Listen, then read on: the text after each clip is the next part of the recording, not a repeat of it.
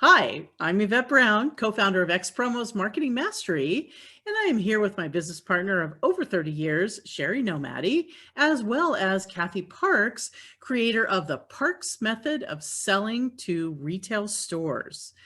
Together, the three of us are launching Sell to Stores on Demand to teach inventors how to successfully sell their products to retailers. Kathy, you've been working with retailers throughout this pandemic. How have things changed with them? Oh, that's a great question, Yvette. I'm currently with a few companies who've had unique challenges presenting in the pandemic. While some are waiting for things to get back to normal, other brave new brands are charging ahead, which I believe is the right thing to do. Because pandemic or no pandemic, retail buyers still have the same financial targets to hit, and they look to manufacturers, inventors, and sales reps to be creative in presenting and selling in products. So, what's different now and how are you preparing for that? The most difficult part from my perspective is that trade shows are now virtual. Mhm. Trade shows are normally a good time to build retailer relationships and have them touch and feel the product. Unfortunately, those interactions are not possible right now. But the good news is if you're a new vendor, you can now affordably get in front of buyers via virtual trade show opportunities. Buyer meetings are going virtual as well, and that's a big change for buyers. Now they are getting comfortable viewing digital PowerPoint presentations and seeing sales reps and vendors present on camera. Well, that is really great news. And for some, it would be really outstanding, but I can see how that would go sideways if you weren't prepared for that, right? Absolutely. We've got some tips today on doing it right. The outcome from your virtual buyer meeting still demonstrates whether or not you can get the actual PO. Yeah, so Kathy, what are you telling your clients to do now, knowing how important that virtual meeting is to landing that actual PO?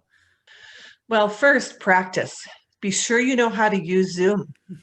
Here are some tips everyone should know. Most of you probably know how to use Zoom by now, but a customer meeting is a bit different. Practice sending a Zoom meeting notice and practice hosting a Zoom meeting. Did you know people will be in a virtual waiting room until you let them in? Be dressed from head to toe, turn off your phone, and turn off your email. Emails can pop up for all to see when you're presenting.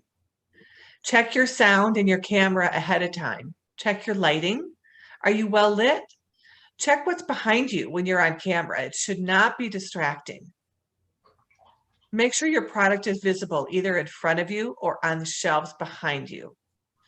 Once you've got that set, learn how to share a screen so you can make your PowerPoint presentation visible to everyone. Ideally, you want to avoid awkward camera close-ups of your hands and products. But if you absolutely have to demonstrate your product, practice that on camera. I'm actually practicing with several clients right now, helping increase their confidence to ensure that all goes smoothly at their big presentations. You should be ready for anything. I've had some Zoom meetings recently with buyers where there are 8 to 10 buyers on the call, and Wow. many of them don't want to show their face, so it's their name only. Don't be surprised if that happens to you. And if a sales rep will be presenting to your buyer without you, practice with them first. Present your product on Zoom to them. They'll do a better job for you when they're presenting to your buyers. Well, that's some really great advice, Kathy.